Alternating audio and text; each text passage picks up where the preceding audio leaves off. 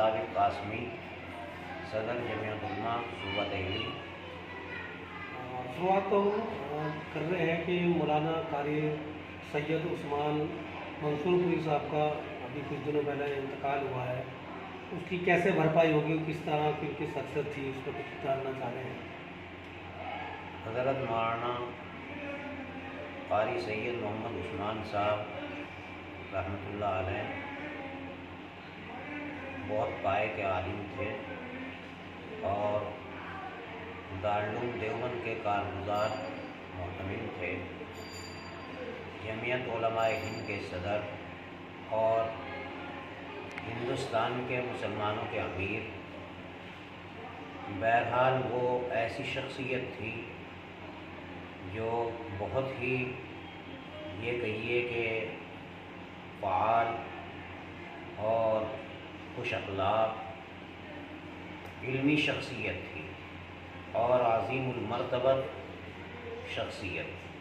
जिस तरह से उन्होंने लड़कियों की तालीम के लिए बड़ी कोशिश की गई और बहुत सारे मदरसे शुरू किए आलिमा के, क्या इस तरह की चीज़ जारी रहेंगी उनके बाद भी? देखो, शख्सियत चली जाती है, ये अल्लाह का निज़ाम है, एक आया दूसरा गया, तो काम तो मिशन तो जारी रहते हैं। बहरहाल ये कह सकते हैं कि हज़रत के चले जाने के बाद जो खला पैदा हुआ उसकी भरपाई गैर मुमकिन नहीं है। जिस तरह से कोरोना काल चल रहा है और उसमें तालीम की हम बात करें तो तमाम इदारे, चाहे वो हिंदी के हों, चाहे अंग्रेज़ी के हों, उर्दू अरबी के हों, सब बंद हैं।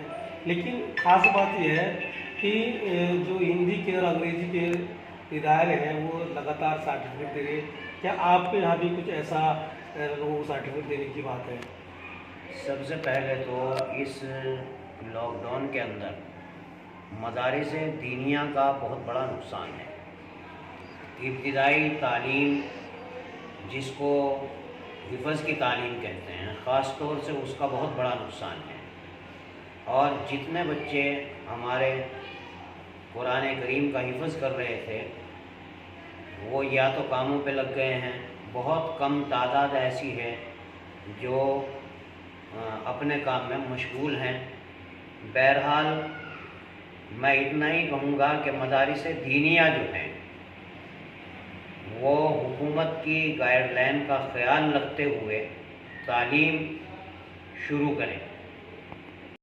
जो भाषाएं हैं, जो लैंग्वेज है, उनके जो टीचर हैं वो ऑनलाइन तालीम दिला रहे हैं, तो क्या मदरसे में इस तरह की जो व्यवस्था की गई है या इस तरह का वाला चल रहा है मामला? अल्हम्दुलिल्लाह हमारे यहाँ भी ऑनलाइन तालीम भी हो रही है, लेकिन हमारी तालीम मदरसों की बात कर रहा हूँ, पूरी दिल्ली के मदरसों की बात कर रहा हूँ। मैं पूरी दिल्ली के मदरसों की बात ही कर रहा हूँ।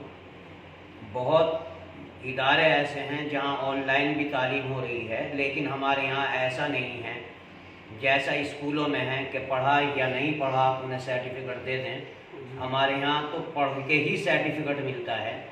जैसे किसी ने हिफ़्ज़ किया, हिफ़्ज़ करने के बाद वो याद भी होगा तो तब सर्टिफिकेट मिलेगा। इसी तरीके से दरस निज़ामी का मसला है।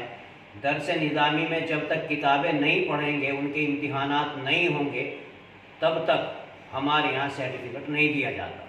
जैसा कि हिफ्ज़ करने पर जैसे सामने बैठ पूरा हो पाएगा। बहरहाल ऑनलाइन तो हिफ़्ज़ गैर मुमकिन सी बात है।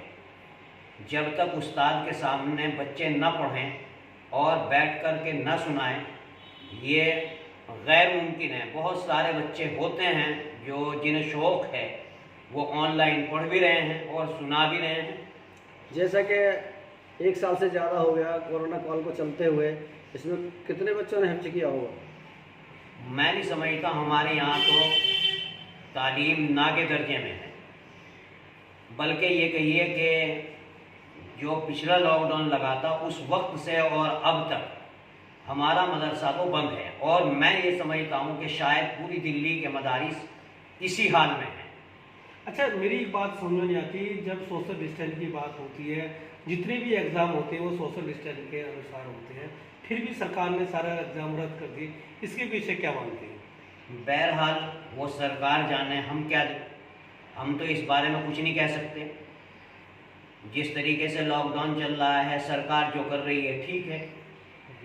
جس طرح سے ہم سرکار کی بات کریں، دلی میں نشہ خوری کے ورودھ میں بہت سارے لوگ کھڑے رہتے ہیں، لیکن دلی کی سرکار نے آن لائن شراب بیچنے کی بات کری ہے گھر گھر تک. دیکھو، نشہ خوری کی بات ایسی ہے، نشہ مخالف مہم تو دلی سرکار جو ہے، میں سمجھتا ہوں کہ انسانی حق میں کام نہیں کر رہی ہے. یہ انسانیت کا کام نہیں ہے کہ جگہ جگہوں پر ٹھیکے کھولنا، شراب نوشی کرانا. اور میں نے سنا کہ پہلے 25 سال کے بعد نشہ کوئی کر لیتا تھا تو اس کی اجازت دے رکھی تھی، اب 21 سال کر دیے. بہرحال یہ تمام کی تمام چیزیں غلط ہیں. جس طرح سے مسلم تنظیموں کا یا غیر مسلم تنظیموں کا ابھی تک اس پہ کٹاخ سے نہیں آیا، تو یوں مانی کیا سرکار کے ساتھ ساری تنظیمیں؟ نہیں، مسلم تنظیمیں کیوں ہوں گی؟ بلکہ مسلمان ہی نہیں ہیں. یہ جائے کہ وہ گناہ کر رہا ہے، میں یہ نہیں کہہ رہا کہ گناہ نہیں کر رہے ہیں، لیکن مذہب اسلام کے منافی ہیں. مذہب اسلام ان تمام چیزوں کی اجازت نہیں دیتا. کیا کہیں گے؟ شاہین جمالی صاحب کا کل انتقال ہوا، میرٹھ سے تعلق رکھتے تھے. مولانا شاہین جمال ایک پائے کے عالم تھے، اور وہ ان کی زندگی حدیث و قرآن میں گزری ہے. اور اس لاک ڈاؤن میں تو بہت پائے کے عالم پے در پے جا رہے ہیں، ہمیں بھی ڈر لگ رہا ہے. اور ہم تو یہ تصور کرتے ہیں، یہ قرب قیامت کی علامتوں میں سے ایک علامت ہے. فرمایا کہ جب قیامت قریب ہوگی تو علم اٹھا لیا جائے گا. اب علم کس شکل میں اٹھا رہے ہیں؟ اب تو علماء پے در پے جا رہے ہیں. بہرحال جو دکھ کی گھڑی ہے، اور ہمیں اس دکھ کی گھڑی میں اپنے پروردگار سے یہی دعا کرنی چاہیے، اللہ تعالیٰ سے یہی دعا کرنی چاہیے کہ اللہ تعالیٰ ہمیں ان کا نعم البدل عطا فرمائے، اور جو ہمارے اس دنیا سے چلے گئے اللہ تعالیٰ ان کی مغفرت فرمائے اور ان کے درجات کو بلند فرمائے.